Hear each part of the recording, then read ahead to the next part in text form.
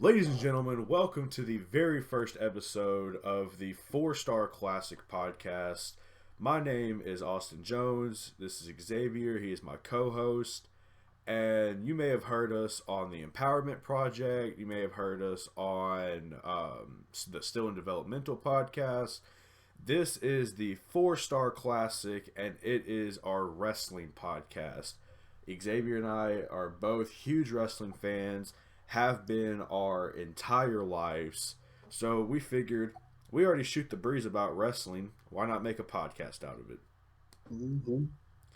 So to start the very first episode, we kind of wanted to give a viewer an insight into our personal taste for wrestlers and kind of, things that we like and things that we don't like. So we thought, what better way to do this than to do our top 5 favorite wrestlers of all time?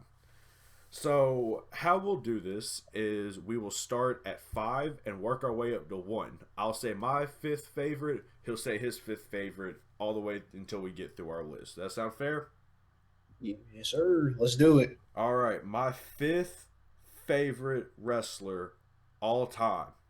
And this may come as a shocker. This is a dude you really don't see on these lists a lot. Yeah. The American Nightmare, wrestling's last prince, Cody Rhodes. So Cody Rhodes, I've loved this dude since WWE. He came in, he was the young gun, he was doing his tag with Hardcore Holly. Then he does Legacy with Ted DiBiase Jr. and Randy Orton, and that was fire. And then you get Dashing Cody Rhodes, and then you get, was it like Disfigured Cody Rhodes, where he had the mask? With the mask, yeah. Yeah, and the paper bags, and he killed it. But what really set me over the top with Cody Rhodes, I believe it was 2013, when he was tagging with Goldust, his brother, and they worked that program with the Shield.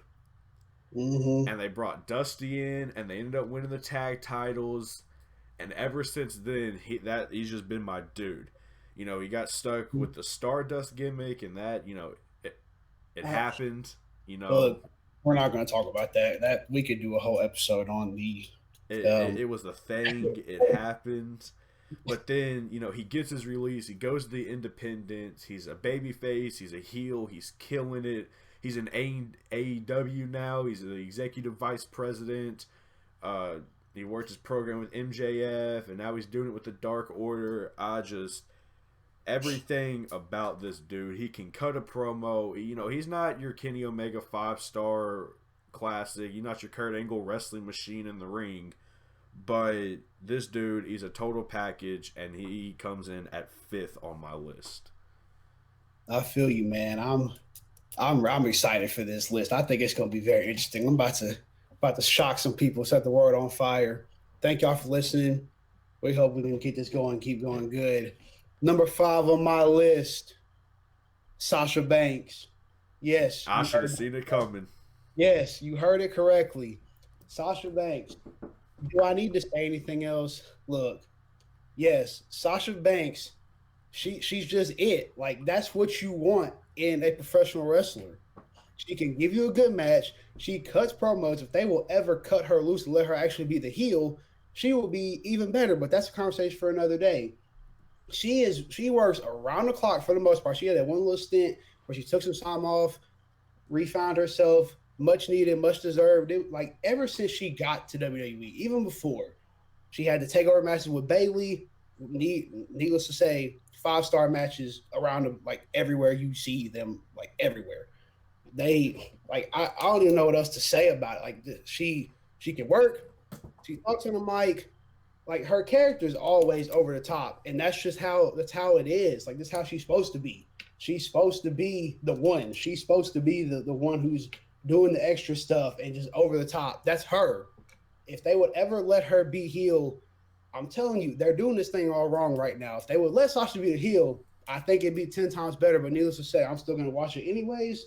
So number 5 on my list is Sasha Banks. Much respect to her. Love her. Yeah, I should have seen. I knew Sasha was going to be somewhere on that list. I just knew that when wrestling gets brought up with X, Sasha's right there. That's just how it is. Number 4 on my list, and this is a dude that he's usually higher on these lists, Yeah. but he's number 4 on mine, and that's Stone Cold Steve Austin. Did you think I was gonna have a top 5 list without this dude? I mean, if you say pro wrestling, and there are 3 dudes that people think of immediately: Hulk Hogan, John Cena, and Stone Cold Steve Austin. Yep. This is the You're right. dude that got my dad back into wrestling. I'm named after him. The Austin in my name comes from Stone Cold Steve Austin.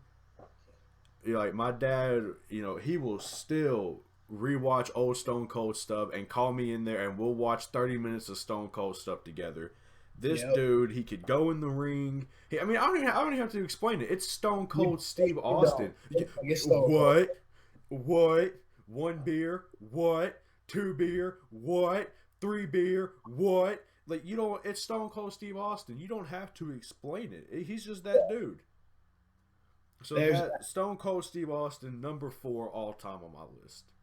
I feel you, bro. I feel you. And I look, people are gonna hate me because Stone Cold's not on my list, but dudes gotta understand. I love Stone Cold. Don't come at me talking about X and what are you talking about? Don't come at me like that. This is our top 5 personal favorites. I didn't get to grow up watching Stone Cold. Obviously, I've gone back, know the history, all this stuff. I love Stone Cold. He just didn't make my top 5 personally, so don't come at me for that. Number 4 on my list, Samoa Joe. Samoa Joe. Look, we're not talking about this goes all the way back to the TNA days. Yes, sir. Look, Samoa Joe in TNA was a different breed, man. I'm trying to tell you. If y'all don't understand, y'all ever seen that? Good on YouTube. I'm sure you can find it somewhere. Samoa Joe in TNA was that dude. You'll learn I'm very much I like the guys who are no nonsense, get straight to the point, let's do it, which is the complete opposite of Sasha, but that's for another day. So Samoa Joe is coming out. He's not going to cut you a 15-minute promo, but he's going to beat you down, and there's nothing you can do about it. He will come up, throw up the Samoan sign, and there's nothing you can do about it. He can come out with the towel. It doesn't matter. The dude was just a different breed, and he was in his element in TNA. Obviously, we're happy he's in WWE now, getting his bag, getting his money. We're happy for him. The dude's always been a favorite of mine. He's going to come to the ring. He's going to beat you down. It's no nonsense. And if you need him to, he cuts a heck of a promo. He's one of the best promo guys in the business. He just doesn't have to because it speaks for himself. Look, Samoa Joe, all the way back in the day, that's number 4 on my list. So that ties actually perfectly into my number 3, because my number 3 is actually Samoa Joe. Just going off what X said, back at Ring of Honor, TNA, like 04, 05, 06, this dude couldn't be touched. I don't care what Bruce Pritchard or Vince McMahon says that, they weren't looking at Joe at the time. They're idiots for that. This was the best pound-for-pound wrestler in the world. The stuff he was doing in TNA and Ring of Honor, when Kurt Angle made his debut in the Impact Zone and they went head-to-head, that place erupted, and it wasn't just because of Kurt Angle. Samoa Joe is that dude. And I remember I went to last summer, WWE had a house show in Nashville because we're Middle Tennessee based, and so it was like the Brawl or the SmackDown in Music City or something like that. It was a network special, and it was I think Ziggler versus Kofi versus Samoa Joe for the WWE title in the main event. And just the whole building chanting Joe when he came out, that just speaks what you need to know. Samoa Joe forever is that dude. It's like, I'm sure we'll get into this later, but I've always said, and Austin can attest to this, I think you can get over easier than you can get hate in this industry. I think personally, I think it has something to be said to where you get people to hate you, but they love you at the same time. There's only a few that can do that. Joe's one, Orton's one, which Orton, we'll get into that. Orton, Joe, there's only a handful of guys that can do that. Jericho, look, need we need to say anything else about Jericho? I think there's a lot to be said by getting people to love to hate you, if that makes any sense at all. So yeah, like especially after the cool heel became the thing with the NWO, there's only a few guys that can go out there and actually make the crowd hate them and not be the cool heel. and Yeah. you see that in Jericho and Joe and Orton and Edge. But Yep. Yeah. Samoa Joe, number 3 all time on my list. I've always liked Joe. That dude could go with the best of them. I was just watching a video on Twitter the other day from a 2004. It was a bonus feature on a 2004 Ring of Honor pay per view DVD Mhm. where him and Bryan Danielson are stretching 2 rookies out, and they're basically just having. I don't know how to say it other than a penis measuring contest in their technical wrestling knowledge. Joe will put a dude in a stretch, and Danielson will be like, "Oh, well, you can actually do this better," and they're just going back and forth, and that just like he can do comedy, he can do serious, and he can do it all. Yeah. So Samoa Joe, number 3 all time on my list. Number three for me, we're going to tie it back into another guy who's worked with Joe forever, AJ Styles. Look, Yeah, look, AJ Styles, man, it's another one where I don't even know what to say, dude. Like, you want to talk about the definition of a workhorse. The dude's been everywhere. He's been in the Bullet Club in Japan. I obviously was in TNA. He's in WWE now. It's a shame he's never going to be in AEW, but that's just I would love to see that's my personal opinion. But I think he's done after this last contract. He's making too much money, and I can't blame him for getting his money. Like, the dude's a workhorse. He can put on a 5-star match anywhere with anybody, I feel like. If you put him in the ring, you're going to get a quality match. No yeah, matter what happens, you're going to get a quality match. He's another one of them guys. He's borderline love to hate. The dude can really piss you off if you want him to, which is what you want in a heel. And he can get that clout if you want him to as a face. There's nothing he's untouched on a mic. He can do whatever he wants on a mic. He can wrestle anybody. It's just like when he came in 2017 and had that match with Cena at the Rumble. Like, there's nothing. Like, what else do you need to say about that? AJ Styles on my list, number 3 for me. AJ did not make my list, but I do have much love for AJ. I would like to note there probably is TNA bias here because growing up in Middle Tennessee, Yeah, TNA was based in Nashville, so yeah, especially when we were growing up, TNA yeah, was right on par with WWE for the first few yeah, years we were watching wrestling. yeah. Obviously, that didn't last, No, but it didn't. I got much love for AJ. Number 2 on my list is a dude we were just talking about, Lee Champion, the Ayatollah Rock and Roll, uh, the man of 1,004 holds. Nitro is Jericho. Raw is Jericho. Chris Jericho. He's Yeah, got his 30-year anniversary show coming up this Wednesday on AEW. We'll get into that when we talk about Dynamite for this week. yeah, Jericho. I mean, what can I say? There's not much that I really need to say. He's getting a 30-year there's not. anniversary show for a reason. Yeah, I've read all his books. I have all 4 of his books. I've read all of them. I'm currently rereading them again. I just finished. I'm about halfway through the second one right now. All available on Amazon.com. Uh, this dude, he got his start in Canada. He was training with the Hart at the Hart family camp. yeah, He got stretched out in the dungeon. He was working Canada, working Mexico, Japan, Germany. He worked in ECW, WCW, WWF, WWE. I think what is TNA and Ring of Honor about the only 2 places he hasn't gone.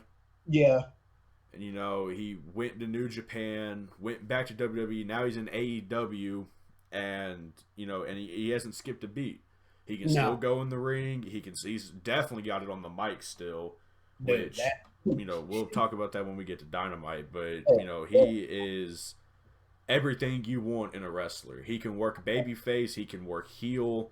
You throw him out there and give him anything, and he'll make it work.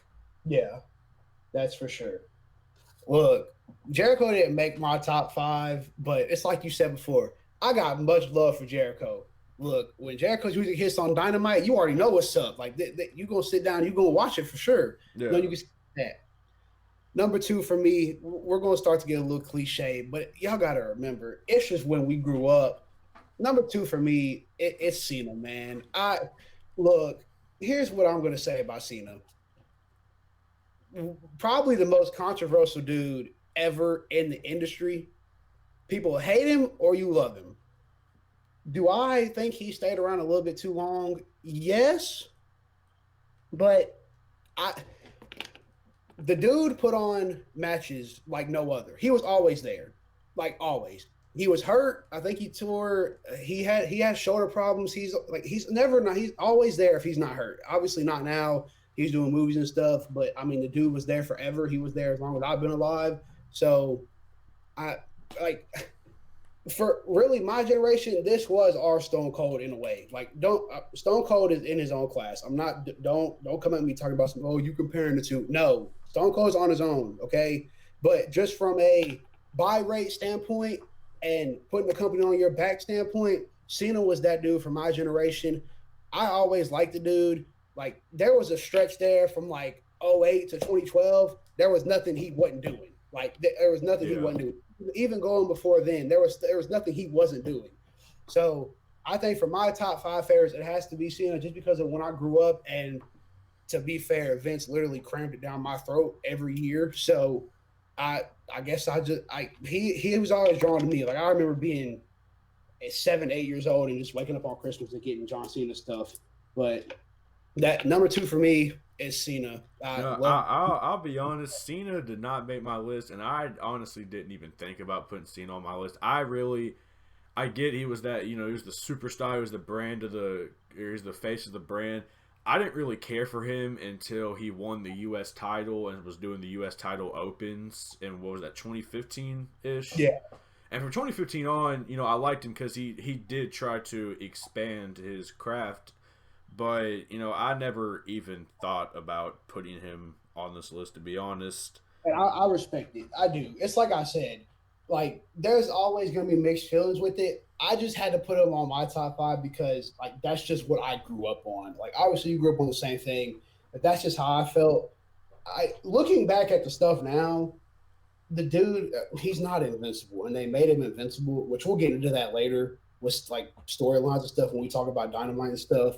But I think, like, just for me, I had to put him on there. I felt like maybe he shouldn't be at two, but I did this on the fly. We'll see. So I'm sure they'll get at me. I'm sure they will. So, number one all time on my list, he is often, I have all of his books. I've read all of his books. So that probably definitely plays into it. He's been called the nicest guy to ever be in the wrestling industry. Jim Cornette said he was probably a little bit too nice to be in the wrestling industry. Yeah. My supervisor where I work at Pro Sports Extra is like friends with this guy. He knows him on a first name basis. He's been to his house, met his family. Top number one all time favorite, Mick Foley, Mankind, Dude Love, Cactus Jack. Call him what you want. On and off the record, this dude is my absolute favorite of all time. Yep. From working in Texas and Memphis, WCW, then doing the death matches in Japan, the working the Budokan Hall, King of the Death Match, Cactus Jack. Goes to ECW, finally gets in WWF.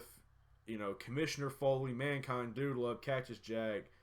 He's my absolute favorite of all time. You will not find a nicer dude in the wrestling industry.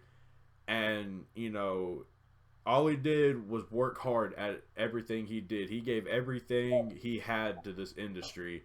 And I have respect for that. This dude has some all-time matches. Mind Games 96 with Shawn Michaels. The Cell match with Undertaker, obviously.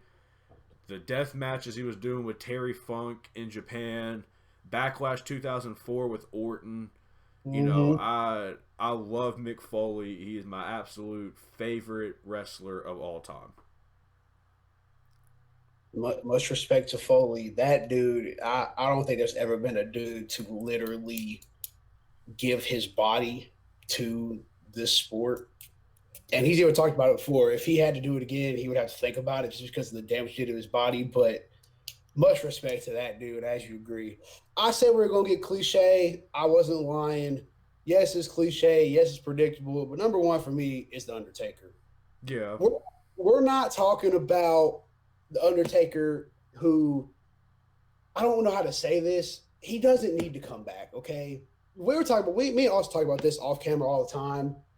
There's a certain point to where we love you, but we don't want you to come back. Okay, because you're just going to hurt yourself. And Taker's obviously in a lot of pain. He's been in a lot of pain probably since he started working with Triple H in those WrestleManias. I think 27 and 28. Even working with Shawn in 25 and 26, he was probably in pain then. I I don't think there's ever been a dude to literally scare the crap out of me as a 6, 7, 8 year old. Like the dude would come out at the time SmackDown was on, I think my TV 30 in our area, which is just like the local I think area. it was like UPN, Yeah, something like that. UPN, my TV 30, the Yeah, CW. yeah, CW, and like the dude would come out and like, dude, I would be terrified. Like you're just sitting there and you're mesmerized. You can't move, and there's nothing like there was nothing there was nothing he couldn't do. And every documentary you watch or everything, all he wants to do is do what's best for the industry. Like it's like you said with Mick. There's something to be said about that. Like everybody you talk to says he's a nice dude. Obviously, he's the Undertaker. He's not going to talk that much, but you see him off camera sometimes. He talks. He's fine. Obviously, he's got a family. He's married to Michelle McCool. What do I need to say? It's the Undertaker, man. Like I don't I know. mean, you know, shouts out Pulse. We all know Biker Taker's best taker. Yeah. So But it's for me that's where I'm at. yeah, you know those are our personal top 5 list. We just kind of wanted to start the show off just to kind of give you guys an insight to kind of what we like and what our kind of styles are and personalities. So now let's get into this September 30th, 2020 episode of Dynamite. Yes, sir. So the show starts off with Darby Allin facing Ricky Starks. This has been building forever. Yeah. It was a good match. You know, I thought it was a really good match. I will say that Darby had a video before he came out. It was like a little video package, and that video sucked. I'm just gonna say it. It sucked. It had I can't remember the dude's name, but he was like running down Ricky Starks, and then they showed a body bag rolling down a hill because they put Darby in a body bag in the Casino Battle Royale. That video was weird. But it was a good match. Taz is on commentary. Brian Cage tried to run in and attack Darby, and Big Hobbs came out and made the save, and they brawled to the back. Darby ended up picking up the win against Ricky Starks, and they actually hit 1 million viewers during this match. Yep. It's like you said, I thought it was a phenomenal way to start the show. I always feel you need to start your shows, especially your TV shows. Pay-per-views is a little different because people are actually paying to watch it. Not that you're not paying for cable or whatever you watch it on, but it's different. I always think on TV you need to start with a high-paced, high-octane match. This is exactly what you got. I think they have gold in both of these dudes if they play it right. It's like you said with Darby. The video was a little weird. I agree. I want them to put the TNT title on Darby at some point just to see how he does with it. And Starks, I think Starks is walking money. I truly do. I think he's going to be a phenomenal heel for years to come. And I love the element of getting Brian Cage involved with somebody else because really, ever since the ladder match of Double or Nothing, he hasn't done much. But to be fair, they don't really have anybody his size to put up against him. But now they have that with Hobbs. So I love that angle. I thought it was a solid way to start the show. And as you said, apparently they hit 1 million viewers. I didn't even know that. Yeah, they hit 1 million during the match. And, you know, I agree. You can tell Ricky Starks, he's been building his confidence every week that he's been there, and he's got it now. He's got it down. He's got his whole character down. Yep. So after this great open to the show, they almost just single-handedly killed the show. So, last week Cody returned and Brody Lee challenged him to a dog collar match for the October 7th episode of Dynamite. And we were told that, this week Cody's gonna announce whether he's going to accept or decline the challenge. So Cody comes out and he is dressed like a vampire. That's the only way I know how to put it. He's got the super dark black hair, and not just like his natural color hair. Like, this is 4 shades darker black hair. And he comes out and he's like, my trainer, Al Snow, we don't shake hands for respect. We do it because we respect the people in the back. What? Nothing about this promo. He was trying too hard. He was, he's on. This was straight out of an Al Snow seminar. You respect the boys in the back. You respect the business. He starts talking about aces. He's like, some people call themselves the ace of this company, which I can only assume is shots at Kenny Omega. He's like, there's 3 aces of this company. Hirakiya Shida, which I'm pretty sure he butchered the name.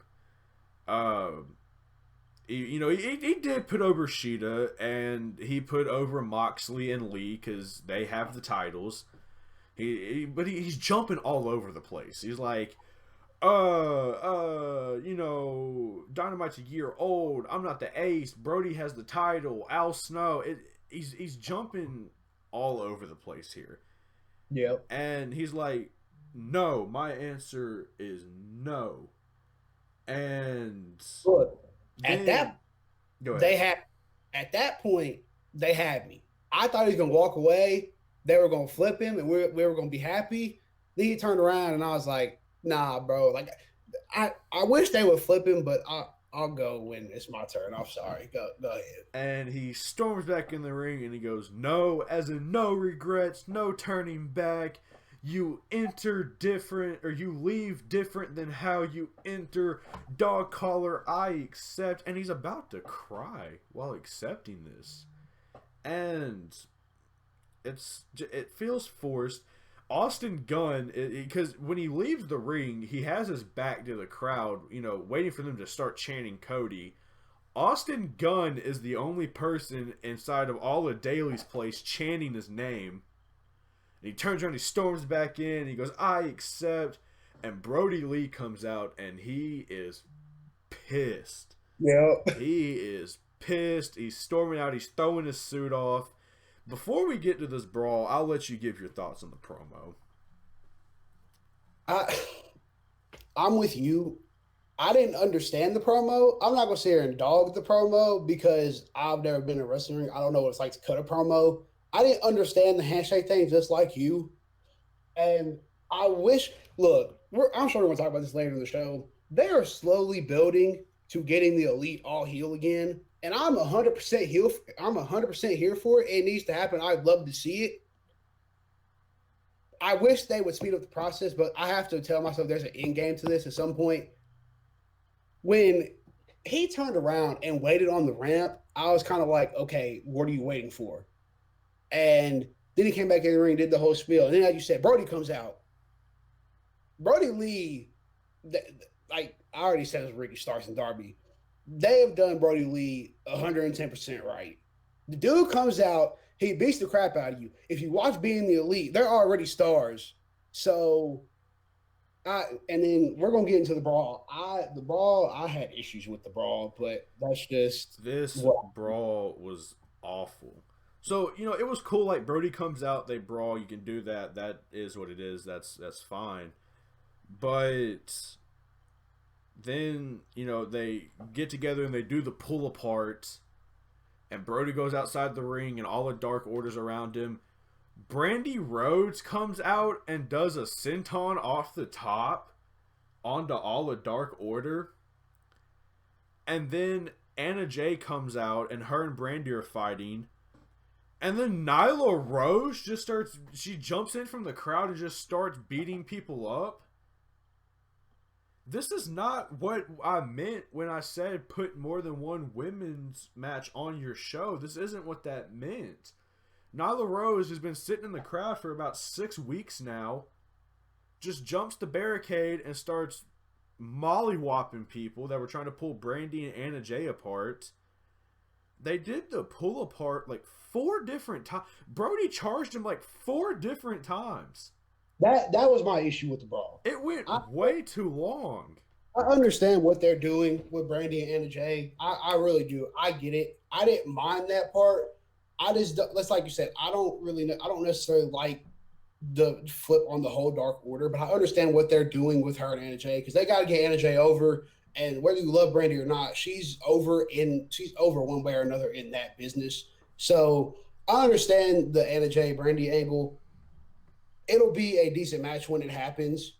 We're going to see when they do the match, but I didn't mind that. I didn't understand Nyla. Like you said, I really didn't. The brawl, I'm not going to lie. The brawl kind of upset me. It was fine at first, okay? I understand doing the pull apart and letting them run back 2, maybe 3 times, okay? Because we were talking about this the other day. There's got to be a realistic element in this. You have 20 people out there holding both of them back. You're not breaking free. I don't care if you're 500 pounds. You're not breaking free from 20 people. You're just not, okay? That was my issue with the brawl. It went way too long. They didn't need to pull apart and dive in that many times. The match is already over. People hate Brody, and Cody's already over as it is with the fans. The match was already over. You didn't have to do that to get the match over. It was already over. Now, I understand if it's like a go-home show to a pay-per-view, but it's not. It's the anniversary show, which I guess is kind of like a pay-per-view, but it's still on TNT the next week. The brawl went way too long. I agree. If they would just do the brawl and let them pull apart and fight, dive on each other once, maybe twice, 3 times at the most, it will be a lot better. I agree. Yeah, it felt forced. It went on way too long, and it just wasn't timed well. Hey, look, I will out there before we move on. I love Dynamite. Absolutely love Dynamite. It's my favorite show on TV right now. I'm not gonna sit here and I'm not dogging Dynamite. I'm just giving my honest opinion. I love Dynamite. Oh, I am. I'll absolutely dog it. Y'all will quickly figure out I'm the much more negative one, and I don't pull any punches.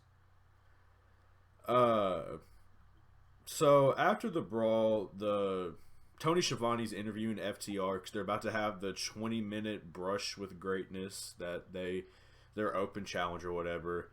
The Young Bucks super kick Tony Schiavone, and FTR's like, oh, why'd you it's easy to pick on him, super kick us. And the Bucks just walk away. And then that leads directly into a SCU interview where, Scorpio Sky's like, yeah, let's get the band back together. Let's do this tag team thing again. How about we don't? So SCU, they go to the camera follows them to go make their entrance, and Sean Spears is sitting next to the curtain, and it's just like, good luck, SCU. Doesn't Sean Spears have a match on Dark to go prepare for? What are you doing on Dynamite? You're the Dark guy, all right? You work Dark, and that's it. You don't work Dynamite. Nah, don't hate on my man Sean Spears like that, bro. God. No, I'm gonna hate on him because he was in lower card and creative purgatory in WWE and left just to do the same exact thing in AEW.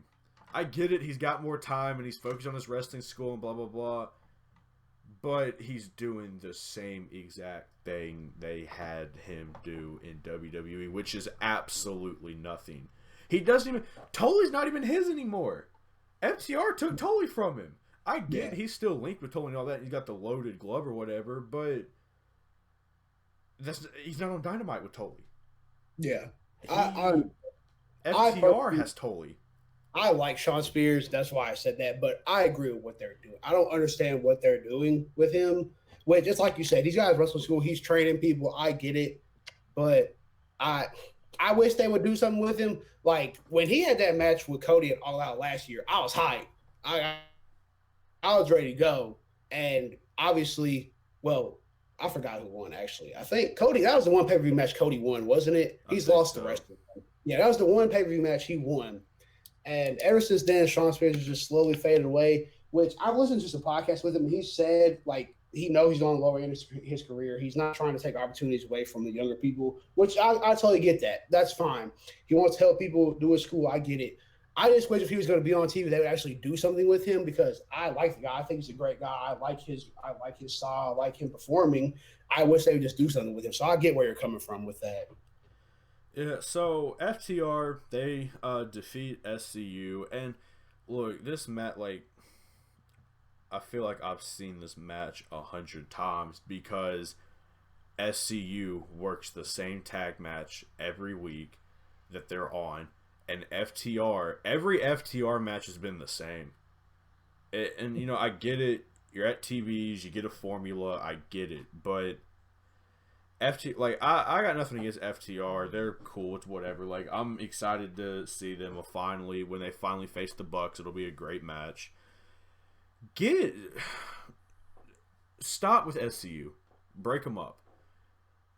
Frankie Kazarian and Scorpio Sky are too talented as singles competitors to have them sitting in a tag team. You know, we saw, I can't remember if it was last week or the week before, when Hangman and Frankie Kazarian faced on Dynamite. It was a really good match. Yes, it was. Scorpio Sky's been doing single stuff on Dark. He faced Cody for the TNT title. Sky is so talented as a singles guy. Yes, he is. Break SCU up. Please. Please, just... I don't care to see them anymore. It's nothing against them as individuals. It's just the team has run its course. It's not needed anymore. It just, you know, it was your typical tag team match. You know, FTR got Daniels kicked from ringside. Tully held the tights to help FTR win, or held the foot to help FTR win. You know, Tully took the bump at the end, whatever. Hangman was on commentary for this match, as they've been doing. They've been having Hangman and Kenny be on commentary, and whereas Kenny's adamant that he's a singles dude, Hangman, you know, he wanted to, he still wants to team with Kenny. Yeah. But, you know, it was whatever. You know, it wasn't a bad match, but, you know, like I said, it just feels like I've seen it 100 times. Yeah, it's like you said. It wasn't a bad match at all because with FTR, that's their style. That's what you're going to get. And I like FTR. It's like you said. It's nothing against it. It's nothing against anybody in the match. I love all the guys. I love SCU. I agree, though. They need to break up. Kazarian and Sky are way too talented, more particularly Sky. I love Frankie. He's just older. Scorpio Sky has, how do I put this? He's got, like, potential through the roof. Like, I don't know if they're going to put the title on him eventually. I can see him putting a TNT title on him eventually. I don't know if he'll ever blossom to a world title picture. I think he can. This is whether or not they will do it. He has so much potential as a singles star. If you look at all the popular mid-card guys in where it's going to go WWE, for example, throughout the years, who's the main guy that comes to mind? When they break up, it's Jeff Hardy, okay? Him and Sky really have the same style if you think about it. They're both athletic as could be. Sky is the best athlete in AEW. Don't get that twisted. He's that dude. He's got energy throughout the roof. He can carry himself. He can do all the flips you want him to do if you want him to do that and stuff. He has potential written all over him. They need to let him run as a single star. Yeah, I mean, I agree. Get this man out of SCU at all costs. And I love Christopher Daniels. Me and Christopher Daniels go way back. Like, I don't know the dude, but I've been watching him forever. The dude, he needs some time off to recover. He's so stiff, and it's nothing against him. It's just he's been working so long, your body's going to break down eventually. He needs some time off to recover. The match was fine. I would say I'm more interested in the angle they're doing with Hangman and Kenny on commentary than the match. I would say that. Yeah. But when we get FTR and Bucks, they need to give them 30 minutes, say, try to go beat the Young Bucks and Hangman and Kenny Omega at Revolution, which is going to be a damn tough task to do. But they need to give them 30 minutes to say, go try to beat it and see what happens. Because that match right there, it won't main event, but it could be the main event. They'll put the title at the end as they should, but it could be the main event. Yeah. So at the end of once this match ends, Hangman, when he's still on commentary, they announce a world title tournament is announced. It'll be 8 men, and the finals will be at Full Gear, with the winner of the tournament getting a AEW World Title shot. The first 3 that were announced were Jungle Boy, Ray Phoenix, and Kenny Omega. When Kenny Omega is announced, Hangman flips out. He's very upset. He's very pissed because his whole thing was, oh, Kenny still hasn't had a singles match yet, so we can still tag team. And so they announced this, and Kenny's in the tournament, and he's not happy with it. I'm not gonna get too much into this, but I'm assuming Cody's gonna win the tournament, and at the pay-per-view, Hangman and Kenny will boil over, and they'll officially start their feud. I don't want to get into fantasy booking too much, but I imagine that's where they're gonna take it. Yeah. So after this, we get the Chris Jericho versus Isaiah Cassidy match. Yep. And this match, I'm gonna be honest. Heard it was a really good match. Everybody said it was a really good match. I didn't really pay too much attention to it. I'm not gonna lie. I was kind of distracted. But Jericho obviously wins, but Isaiah Cassidy, had a really good showing. What interests me is the boys, the Chaos Project. Luther goes, Luther, Serpentico, David Arquette, whatever you want to call, on and off the record, shouts out Deadlock. Man, Jericho goes out, he turns around, he punches Luther. Luther's not taking it. He punches Jericho, clotheslines him over the hold on, I gotta close my window because my neighbors decided that they're gonna do yard work when they've had all day to do it. Come on, neighbors, no better than that. And I'm trying to record, trying to put over Luther. So they go into it. Luther and Jericho, they're going at it. After the match, it looks like Hager and Jericho are just gonna walk back to the no, they turn around, they start brawling with the Chaos Project. Chaos Project, they're not gonna back down. They're not gonna back down. So they're going at it, and it's announced next week, 30th anniversary show, Hager and Jericho versus Luther and Serpentico, David Arquette, whatever you want to call him. Because, look, I listen to Deadlock, the Deadlock Pro Wrestling podcast, and Luther, I'm a Deadlockite on the record, off the record, I'm a hog dipper. And Luther on Twitter, he gave out the war cry. He said Wednesday, let me matter of fact, let me pull the tweet up. This Luther, he went on Twitter and he gave a war cry. He gave a cry to everybody in the Deadlock Nation. Here it is. He said, it's their ring, it's their building, and it's their effing town. But Wednesday, we've got our fans with us. The Deadlockites, the Hog Dippers. They spent their own dough to get here, and they came here to see us. Alright, let's show them what we got. This dude, Luther, oh my god, he shouted out the Deadlockites, and then he went off the record with the Hog Dippers. I got much respect for Luther and Serpentico, David Arquette, whatever you want to call him.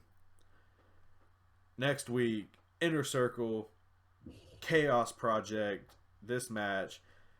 Man, I'm pumped. It's the most pumped I've been since Brody and Cody had their TNT title match. Yeah. Hey, man, you only got 2 days left. Now, look, I'm not gonna lie to you. I have no idea what you just said because I don't listen to the podcast yet. I need to. Look, guys, we're very stressed for time. Okay, we're both in college. We both got jobs. We both got stuff to do. So if I'm never slipping, that's why I got stuff to do. I still love what I do, though.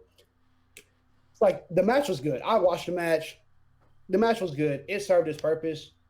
I uh, they need to figure out what they're doing with Private Party. Are they gonna shoot them to the top of the tag division, or are they gonna let them do their own thing? I don't think they're gonna split them up, but I don't necessarily know what they're doing with them right now. I know Hardy's there working with them, getting them over, which is good because they are really young. They need that. It was a good match. It served its purpose. Like you said, the main point of the match was after, and you just explained it also. I'm not going to go back through it. But it's like you said, I'm excited for next week, just like you. I think it's going to be interesting. It's going to be something different. And obviously, we know Luther and Jericho go way back. Do your history research. So that's Like they were facing in Canada up in the early '90s when Jericho was, they've been wrestling. They've both been doing it for 30 years. yeah, AEW put out a video on Twitter today hyping up the match, and that's what Jericho was talking about. They broke in at the same time, and Luther went to Japan and was a bigger star than Jericho was in Japan. yeah, And he was working death matches. He was working the Budokan Hall, the Budokan Hall, King of the Death Match. yeah. And now 30th anniversary show. I hope they let Luther roll Jericho up. You know how it always goes in pro wrestling. You never get to go over on your anniversary show or in your hometown. So I'm hoping they let Chaos Project, because look, Jericho and Hager are not going to be hurt if they get rolled up for the loss. No, They're not going to be hurt at all. Jericho is one of those guys. He's pretty much untouchable. He could lose like 87 times in a row and it wouldn't matter. Because look, I feel like they're just filling time with Jericho until they put him in a program with MJF, and we'll touch on that later in the show. I'm ready for that. I am so excited. So I feel like I could easily see Jericho letting Luther and Serpentico get the win. I could easily see that happening. Yeah. So after this, there's a Kip Sapien Miro segment. Billy Mitchell is there. If you don't know who Billy Mitchell is, I didn't either. He's some kind of world record holder for a video game, and I think he got caught cheating on the video game, and I think he's suing Cartoon Network. This was boring. Never and mind. Lame, and I just want to know who booked this. I have the promo written down, but I don't remember it. I might have been doing something. Maybe I was getting my dinner. I don't know. I hate this gimmick from Miro. I'm gonna be honest. I hate it. I want to see. I'm one of those dudes where I want to see it run its course before I absolutely say I don't like it. Y'all learn that about me. I'm willing to give something a chance before I just dog it. So I don't. Again, I don't know what they're doing with this. I don't because look, I like Kip Sabian a lot. Kip Sabian and Miro are not on the same level. Let's just make that very clear. Miro is above Kip Sabian. Okay, so why? I understand he got to get equated in the company, and I get it. I just hope there's a big blow off match with this at some point. I don't know what that is yet, but I guess we'll see in due time. We'll see. So, yeah, I didn't care for it at all. It was whatever. After this, 10 of the Dark Order faced Orange Cassidy. I love the Dark Order, but can we please get these dudes some names, please? Nah, bro, that's 10, bro. That's 10. He's got the hair. Give us some names, yeah, bro, I'm 10. What? Please give him a name. Orange Cassidy obviously won. This played into last week. Brody Lee and Orange Cassidy had a TNT title match. And of course, the Dark Order was, they were there. I believe it. I don't think I have it written down, but at some point in the show, there was a backstage interaction between Best Friends and FTR. And FTR was just calling them, comedy garbage. And Best Friends were like, yeah, y'all are some weenies. Which I like Best Friends. I thought it was funny, Orange Cassidy calling them weenies. But I just wanted to mention that because I can't remember where it was in the show, but I remember it did happen. 10 took Orange Cassidy's glasses and gave them to John Silver during this match. Yes, he did. And I love John Silver. This dude's hilarious. The match, I mean, it is what it is. It served its purpose. It's what you would expect. Like I said, Orange gets the win. It's not, nothing too groundbreaking. They just needed a match for TV. Yeah. I agree. I love I love Orange Cassidy. I like the Best Friends. I'm a little lukewarm on how they book them sometimes, but we'll get into that later. Like, I don't think they should have won the parking lot match with Santana Ortiz. We'll get into that maybe some other time because I know we got time. We got time stamps. We got to meet. But it's like you said, the match has purpose TV. Orange Cassidy is about as over as it gets right now. Jericho helped with that, of course. I love Orange Cassidy. I think the character's phenomenal. So, and then 10, it is what it is. He's number 10. Like, who cares? So, that's where I'm at. Can we get to MJF and Jericho's promo, please? Because I'm very excited. Okay. Yes, that was next in the show. Jericho and MJF. Just to run it down real quick. MJF comes in with Wardlow to the locker room, and Sammy's like, what are you doing here? And Jericho's like, calm down, Sammy. What are you doing here? MJF got jackets for all the Inner Circle, but there's not one for Sammy. Yep. And, MJF, swears up and down it was, Wardlow's fault. It was not MJF's fault. This is not MJF's fault. He didn't mean to do that. Was it like October, November, December, sometime late 2019, AEW was in Nashville. Yeah. And they did the MJF, Chris Jericho, do you want to join the Inner Circle? Do you want me to join the Inner Circle? It was the show here, wasn't it? Yeah, it was show after Full Gear. It was the show after the pay-per-view. Yeah. Yeah. Because it led to the who the biggest jackass in AEW is? Yeah. Cody Rhodes. It led to that. Yeah. So they revisited that. And finally they cut. At one point, MJF was like, "Oh, that's such a Jericho thing to do," and then Jericho was like, "Such an MJF thing to do." It got a little tense at one point. Like, they were kind of looking at each other. Hager and Wardlow sized each other up. Yeah. God, I can't wait till Wardlow gets his singles run. That dude, yeah. I can't wait. So MJF and Wardlow leave, and Sammy goes, what a dork. That dude's a dork. And Jericho, while he's sipping a little bit of the bubbly, goes, yeah. Perhaps he's not. So I know you're chomping at the bits to talk about this, so I'll step back and let you talk about your thoughts. Dude, let me tell y'all something right now before I go any further. I love MJF, okay? Ever since we started, ever since AEW started, Austin can back me on this. I've always been an MJF guy, okay? Like, yeah. MJF, my dude. Like, I wish he would have got the title, but I understand you can't take it off Box right now. He's too hot. So MJF and Jericho, dude, they're gonna complement each other perfectly. You want to talk about two dudes on the mic right there? They can sit there and have the same promo 5 times, and I'll probably sit there and watch it. I'm just gonna be honest. MJF's my dude. He's gonna get the crap beat out of him by Wardlow eventually, but that's all coming in good time. They did MJF right, dude. You want to talk about like hate when the crowd is at Dynamite? Obviously, they can't be there right now. I think they're at like 20% capacity coronavirus. MJF is getting dogged. Like, dude is getting booed, getting stuff thrown at him. Like, it's ridiculous, and I love every second of it. If they do a promo with MJF and Jericho, I am 110% watching it. Like, there's no doubts about it. I will be there. I will set time aside. I'll record it. I'll do whatever I got to do just to make sure I can actually sit down and watch it, because that promo that little program right there is going to be ridiculous. and I'm 110% here for it. Oh yeah, I mean, I absolutely agree because they're absolutely taking this to a MJF Jericho program. That's just what they're doing, and it's gonna be great when it happens.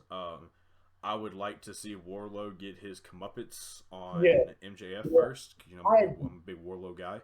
I love MJF, but it's time for Warlow to go. Yeah, He needs to I he mean, it's needs just time for Warlow to turn babyface yeah. because that dude's money. That dude's money. So after this, Britt Baker makes her return to AEW, defeating Red Velvet, who I believe Red Velvet was what 0-6 or 0-7. They had it on her nameplate during her entrance, which like y'all didn't have to do that. Yeah, they didn't have to. They really did. Good old JR made his presence known in this match. He goes, usually in wrestling, dentists are pretty ugly, but Britt Baker, Britt Baker's she's beautiful and she's pretty thick. She's looking pretty thick. Me and X have different opinions on JR. I can't really stand him. I think it's time for him to go. I respect what he's done in the business, but I think it's time for him to go. I like JR. I don't think I could ever kick him out, but the comments against the females have to stop. Like, I don't know about everybody else. I was always raised, you have to respect women. There's no ifs, ands, buts about it. It doesn't matter what happens, what goes down. If you're a guy, you never, I'm talking about ever, disrespect women in any way like that. And I think JR has done that way too much. I cannot defend him on that. I never will. Personally, just aside from all the stuff he said that shouldn't have been said, like obviously with the Anna J comment at Double or Nothing, and all that stuff aside, I love the dude on commentary. I think he's great when he's good. If he's not, you can definitely tell when he comes out and he's just a little bit too relaxed. I honestly, when his deal runs, I think Excalibur is going to take his place, which it needs to be. But I have too much respect for the dude to kick him out, so that's why I just wanted to throw that out there. Yeah, JR, his whole personality now, he is Attitude Era Jerry Lawler. That is all he is now. It was a good match. Britt looked good in her return. You can tell she's been training and adding to her moveset while she's been in rehab. She looks good. My gripe with this match, and it's not even the match, it's just the program in general. Every week they do this. They only have one women's match. It's the marquee, it's the cliche one women's match, and I don't want to hear that they don't have the talent to do it, because Nyla Rose has been sitting in the front row for about 8 weeks now. Has Big Swole been seen since the pay-per-view? No. Sheeta has not been seen on this show. Thunder Rosa, which NWA is not taping right now, so they can use Thunder Rosa as much as she wants.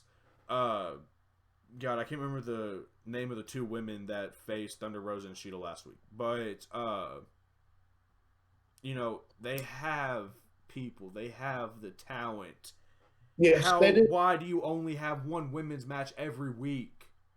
I'm with you. Give them the time. They're not going to, we're not sitting here saying they're the most talented right now, which, to be completely fair to AEW, WWE has a lockhold on all the women who want, because we're NXT and everything. Yeah. So, but it's like you said, they have the talent. They're not going to grow unless they get the TV time.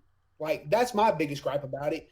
You're gonna have matches on TV that we don't particularly care for, and that's okay. You're gonna learn and grow from it. At least they're getting the opportunity. Yeah. It's like Statlander right now. They were gonna send her to the moon, but she got hurt. Which Britt was hurt. No one else is hurt. We haven't seen Riho in forever. Which, to be fair, I'm pretty sure she's in Japan and can't travel because of the virus. Yeah, but she's been working a lot of stuff in Japan. She's been working matches over there. Yeah. When Riho comes back, I put her back in the program with Nyla. I enjoyed it, and it's been so long since we've seen it. It's fine by me. Just give Nyla a program. Thank you. It's like you said with Nyla. They put her with Vicky Guerrero, who is iconically one of the most annoying managers ever, and you just don't let her do anything. And my thing is, Nyla did not need Vicky Guerrero. Nyla could cut a promo. That's what I don't get. That's very true, and I don't mean Vicky's annoying in her character. That's a compliment to her. I love Vicky Guerrero. Yeah, she's a heel manager and gets it over, but she didn't need Nyla Rose didn't need her. Nyla Rose could cut a promo. I love Britt Baker. I personally wish they put the title on Britt, but I understand why they're not, because Britt was nose deep in the program with Statlander and when she got hurt, if I remember correctly. I could be wrong on that, but I'm pretty sure she was. It's been a minute. Don't put me on that. But it's like you said, they have the talent. Yeah, they Cody was just putting Sheeta over earlier in the show, and now she's not even on the show. When's the last time they had a Dynamite where the world champion or the TNT champion wasn't seen? Or the tag champion? Yeah. There's no excuse for for only having one match a week. And it's not like this is the first time they've ever done. They do this every week. There's only one every single week. I agree. There definitely needs to be more than one match. But if you're only going to do one match, at least let the champion be seen. She doesn't have to be a singles match. Do a tag team match. That gets you 4 people, 6 people. If you're going to do a 3-man tag, you can find a way to get more than 1, 2 women on the show. You can do it. I promise. It's not impossible. Yeah, but like I said, Britt looked good. It was a fine match. My complaints are not with the match. It's just the structure of the show.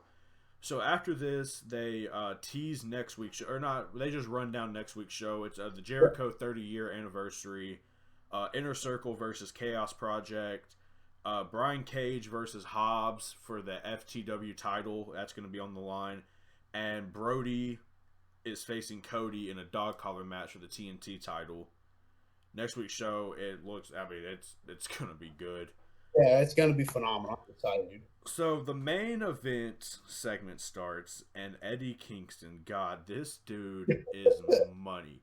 He comes out, he brings the ref out from last week. He's like, look, we've been boys forever. We broke into the business together. We've been boys.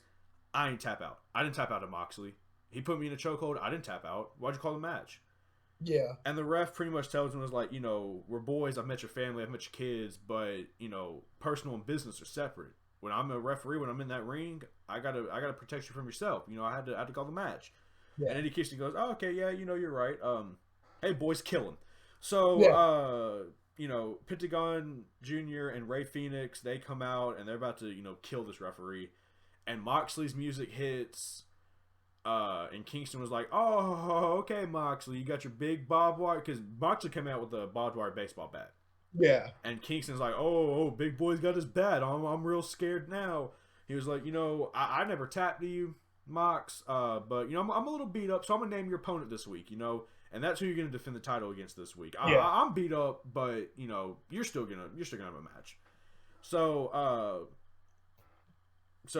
Kingston is on the side opposite of the stage, and he's got Phoenix and Pentagon Jr.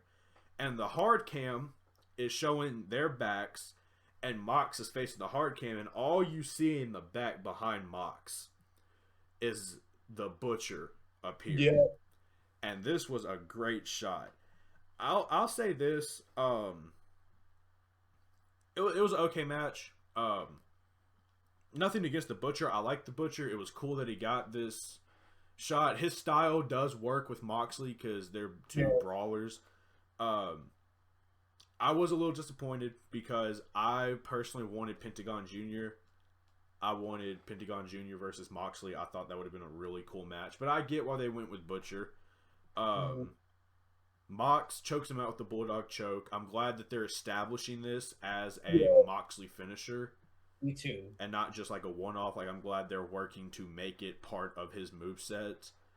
But Eddie Kingston, he's walking money. He's a blank check, and you write what you want, because this dude, they just inserted him into the main event, and he fits right in.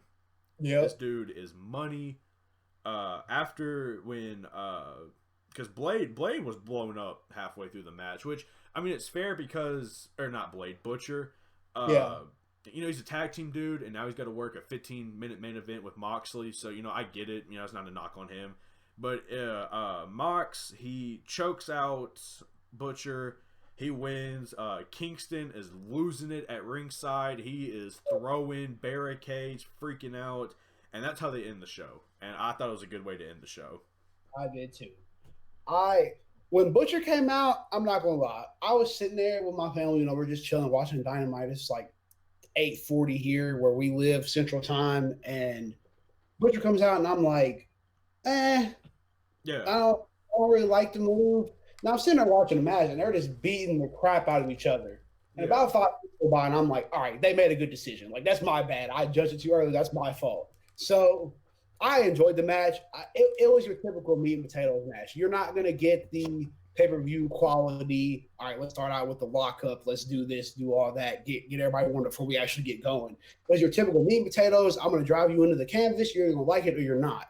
yeah, I enjoy it served its purpose. I like how they're giving Moxley different style of opponents because with Brody, obviously he's not going to throw Brody around. Nobody is. So he had to do what he did there. With Jericho, he could do a little bit more with Jericho because Jericho's obviously lighter, but Jericho's older. So I like how they're giving him different type of opponents. I appreciate that. I was going to touch on the Bulldog choke too. I like how they're establishing that because the whole big thing with MJF was he couldn't use the paradigm shift, and he ended up using it anyways and winning without the ref seeing. So I appreciate that aspect. It just shows they actually pay attention to detail, which is what I love about AEW the most. They actually listen sometimes. yeah. So it's a beautiful thing to see. But I thought it was a great way to end the show. As you said, we're recording this Monday, so because we had a little setback, but the new episode of Dynamite will be out 2 days from now on Wednesday. So I'm very excited for next week, to Wednesday, to say the least. Yeah. So that was AEW Dynamite. Thought it was a good show. To end this first episode of the podcast, we started it off with talking about our top 5 favorite wrestlers of all time. And now we're going to end it by talking about our favorite WrestleManias of all time. Mm-hmm. So I'll go first. Now keep in mind, this is not... The reason we did favorites is because it's subjective. Yeah. It's our personal opinions. Yeah. Whereas best would have been pretty objective, and we probably would have had to give him the same answer. Look, trust me, we did the top 5 best wrestlers ever. My list would look a lot different. Yeah.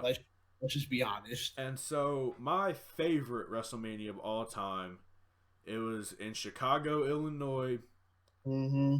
WrestleMania 22. Yep. 2006. What we're gonna do is just kind of talk about it briefly and run down the match card. It's not gonna be a big long thing. Yeah. During the brand split, what they would usually do for the dark match before Mania started, they would do an inter-brand battle royal, and so they did it here. And Viscera won the battle royal. The show started off. Big Show and Kane retained the World Tag Team titles by defeating Chris Masters and Carlito, who had a falling out post match. RBD, Rob Van Dam, Mr. Monday Night, the whole effing show. He wins Money in the Bank here. That match was notable because Ric Flair was taking backdrops off the ladder at 103 years old. That dude's a maniac. Yeah. Yes, he is. JBL won the U.S. title by defeating Chris Benoit. He rolled him up and used the ropes to win the title. Edge defeated Mick Foley in a hardcore match, which this is notable for Edge spearing Foley through the flaming table. Yep. Mickey won the women's title by defeating Trish, and this is infamous for Mickey, who her whole body was hanging out of this attire, and she did like the V-lick. It's been edited out of the network, and she did like the crotch grab on Trish. Just overtly horny here for no reason. But she won the women's title from Trish.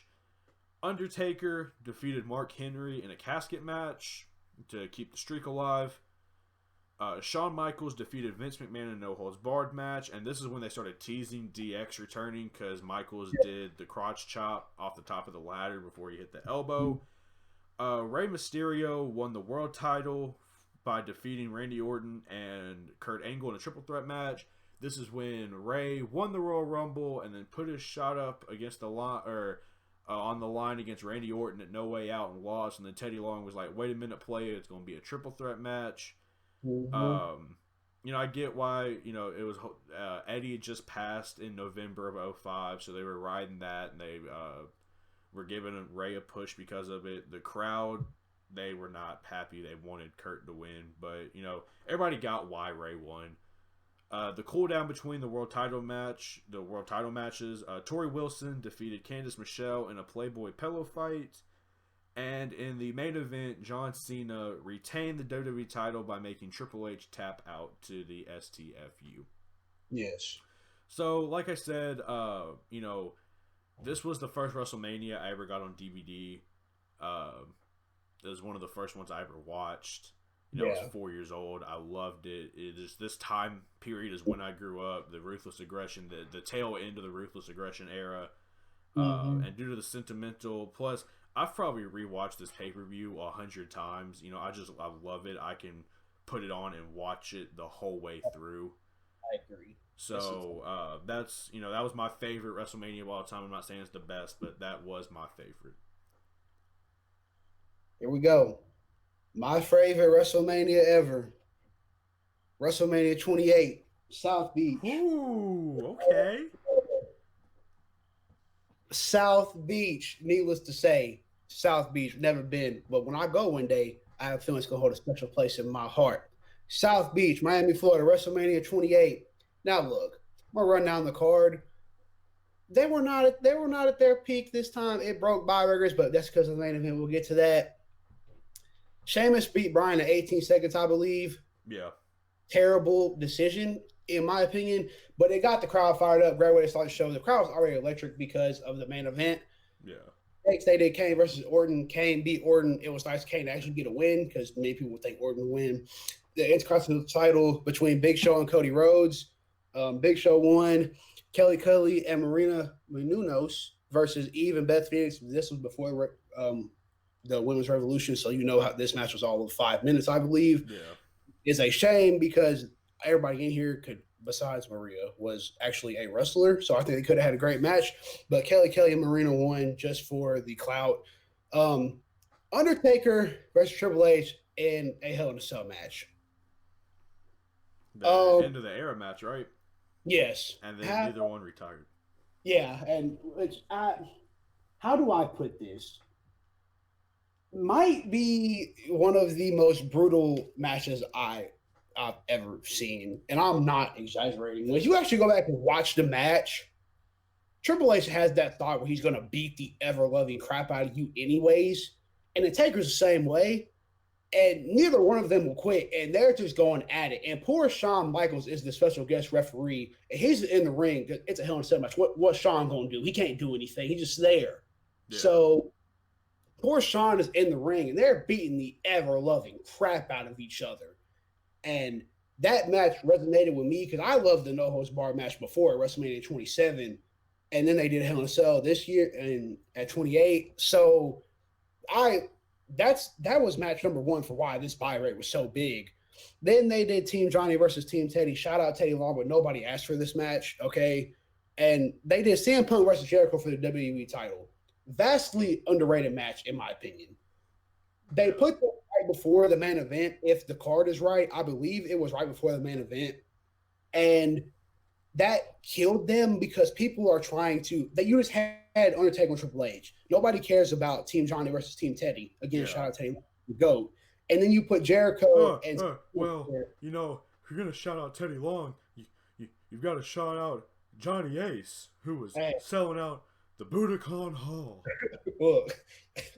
Look, Teddy Long is one of my favorite managers ever. People power.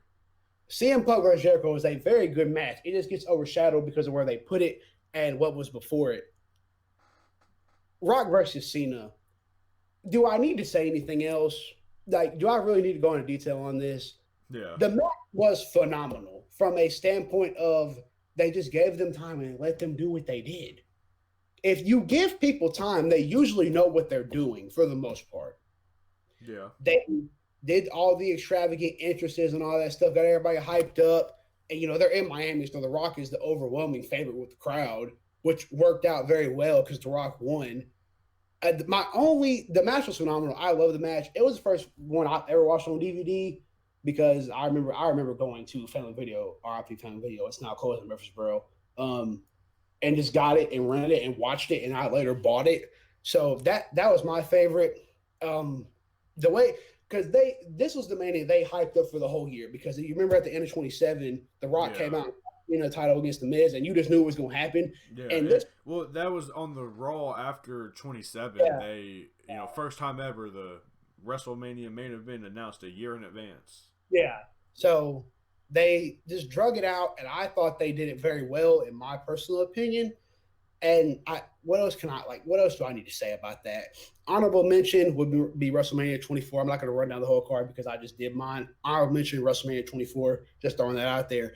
But I love the card. That Hell in a Cell match will always have a special place in my heart. My only gripe was they called it once in a lifetime. And they did the same. They did the same main event the next year. Yeah, I don't. If that's you're what gonna I was. call it a lifetime, just let it be done. But Yeah, that's what I was gonna say. Like, in the moment, 28 was really good, but how they booked after 28, I feel like really hurt it. yeah, Like, looking back now, it's not as hype as it was because no, Undertaker and Triple H didn't retire. yeah. Shawn ended up coming back for the Saudi Arabia show, Yeah, which I'm still and pissed about, they but did Rock and Cena the next year at Mania. But at the if, moment, like, yeah, there's a reason why it broke buy rates. if they would have just let it be, it would have been phenomenal. Yeah. I understand why they did it again because they had to get their golden child. They had to get Cena the win. I understand that, but all you had to do was not call it once in a lifetime. Just put 5 other words on the poster. Or if they would have just left it once in a lifetime and not And run Cena and Rock back, CM Punk would probably still be wrestling right now. That's But very that's a different discussion to have. Yes, it is. My honorable mention would be WrestleMania 23. That's my second favorite WrestleMania of all time. It was the first one that I ever watched live. I remember it was my birthday present that year. And up until the WWE Network came out, because my birthday's in late April, so Yeah. My birthday present was always WrestleMania. Like I would watch WrestleMania. I didn't just growing up. We didn't have cable for a lot of the time, so I didn't get the opportunity to buy pay-per-views. When we did have cable, I still didn't have the money to do because my birthday's in August, so WrestleMania April. So it's like, So the first pay-per-view WWE pay-per-view I ever watched live was actually the Royal Rumble in 2017 with the network. But that's just another. But I've gone back and watched all of it. Don't come at me saying I'm not educated. I'm very educated in the subject. So, with that said, this was the very first episode of the 4-Star Classic. Thank you guys for listening, and until next time.